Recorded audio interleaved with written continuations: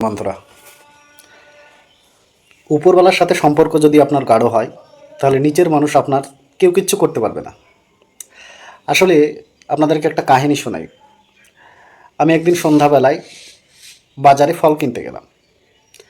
বাজারে গিয়ে দেখি একটা ছোট্ট ঠেলাতে ফল বিক্রি হচ্ছে।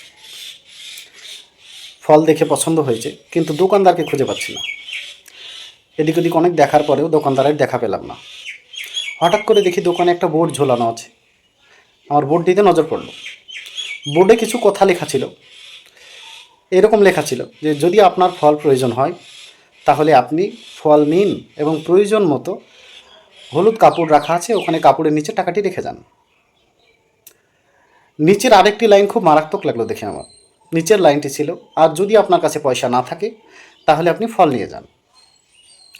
রীতিমতো আমি দোকানদারকে যেহেতু পেলাম না, ফল নিয়ে সেখান থেকে পয়সা রেখে বাড়ি চলে আসলাম।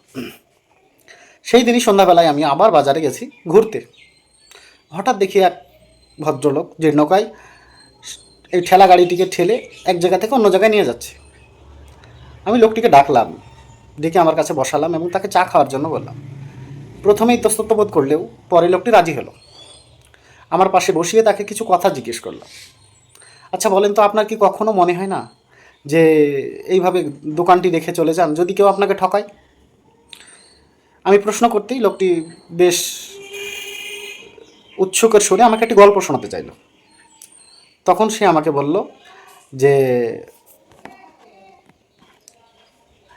আমার মা অসুস্থ, আমার মা খুব অসুস্থ। আসলে মাকে দেখাশোনার জন্য কেউ নেই। আমার স্ত্রী মারা গেছে, আমার ছেলে মেয়ে নেই। তো মাকে দেখাশোনার জন্য আমাকে মাঝে মাঝে ঘরে যেতে হয়।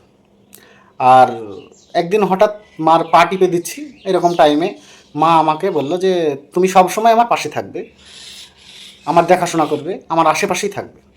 তখন আমি মাকে একদিন বুঝিয়ে বলি যে মা, তোমার ওষুধ কেনা বা আমার খাওয়া দাওয়ার ব্যবস্থার জন্য তো আমার টাকা উপার্জন করা জরুরি, তাহলে আমাকে তো বাইরে যেতেই হবে। তখন মা জেদ করলো যে না, তুমি আমার পাশেই থাকবে। তো একদিন মা আমাকে একটা আইডিয়া দিল। এই আইডিয়াটা হচ্ছে এই, যে তুমি একটা দোকান খোলো এবং দোকান খোলার পরে তুমি একটা বোর্ডে এইভাবে লিখে দিয়ে এসো।